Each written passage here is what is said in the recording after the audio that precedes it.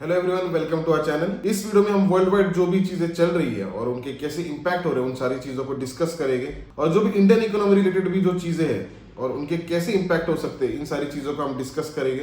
पहले अगर देखा जाए तो यूएस मार्केट्स में हमें कल एक काफी बड़ा फॉल दिखाई दिया। उसके काफी अलग अलग रीजंस थे। फर्स्ट अगर देखा जाए तो जो बॉन्ड यील्ड्स जो है यूएस मार्केट्स में, उनमें एक अच्छी राइज दिखाई दी, और जैसे बॉन्ड यील्ड्स में राइज दिखाई देती है वैसे मार्केट्स में हमें फॉल यूजुअली दिखाई देता है। लेकिन इसका रीजन क्या था, बॉन्ड यील्ड्स में राइज होने की क्या क्या रीजन था और मार्केट्स क्यों गिरे? तो उसका बेसिकली ये रीजन था कि जो इन्वेस्टर्स है उनकी जो सोच थी कि आगे जाके मार्च में इंटरेस्ट रेट्स को कट किया जाएगा, क्योंकि पिछले कुछ सीजन में अगर देखा जाए तो इंटरेस्ट रेट जो थे यूएस मार्केट्स में उनको हाइक किया था, मतलब उनको बढ़ाया गया था।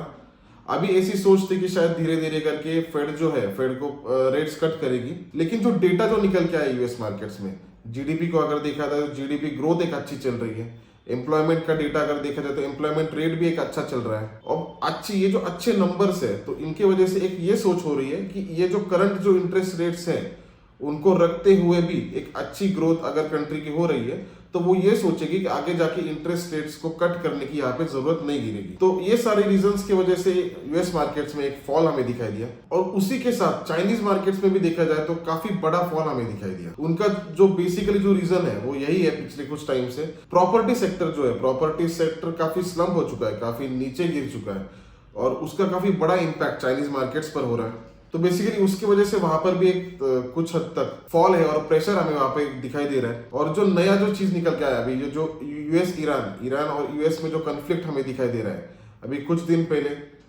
अमेरिका के 3 सोल्जर्स थे, उनको ड्रोन से मार दिया गया था ईरान की तरफ से, और उसी के रिटेलिएशन में यूएस ने करीबन 85 स्पॉट्स पर अटैक किया।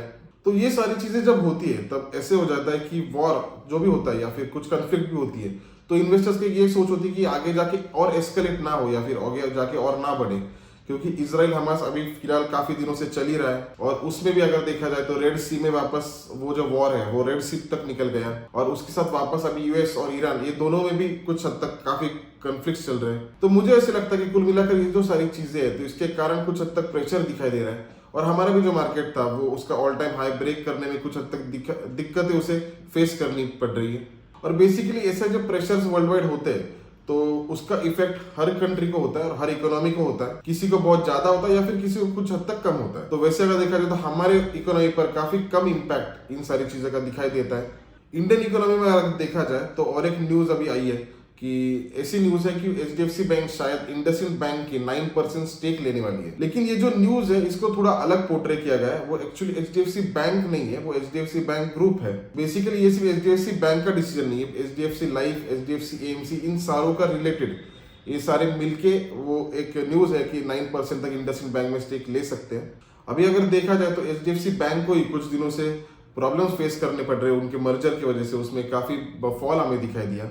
और उसके साथ में वो इमीडिएटली वो ऐसा डिसीजन क्यों लेगा? तो बेसिकली वो एक न्यूज कंबाइंड एंटिटी की थी, एक एचडीएफसी बैंक ग्रुप के रिलेटेड वो न्यूज थी। उसी के साथ में और एक न्यूज आई थी कि मॉर्गन स्टैनली करीबन 240 करोड़ का पेटीएम में परचेस करने वाले हैं, और उसको उसमें शायद पॉजिटिव निकल के आएगा, ये काफी लोग सोच रहे थे। लेकिन एक्चुअली अगर देखा जाए तो मॉर्गन स्टैनली के लिए 240 करोड़ मतलब कुछ भी नहीं है, वो काफी मिनिमम अमाउंट है। वो अगर सोचे तो पूरे पेटीएम को भी खरीद सकते, तो वो एक काफी बड़ी इन्वेस्टमेंट नहीं है उनके हिसाब से। और वो अगर प्राइस नीचे भी जाती है तो वो कंसिस्टेंटली वो इस हिसाब से बाय कर सकती है, तो उसका बहुत ज्यादा इंपैक्ट नहीं होगा उस स्टॉक पर, मुझे ऐसे लगता है। एक्चुअली जब मार्केट में न्यूज आती है तो न्यूज को सही तरीके से समझने की भी काफी जरूरत होती है, तभी जाके उसका इंपैक्ट कैसे हो सकता है उस पर हम एक डिसीजन निकाल सकते हैं। तो ये सारे मार्केट में अपडेट्स हैं। आई होप ये वीडियो से आपको जो सिचुएशन जो चल रही है वो समझने में आसानी हो। Thank you.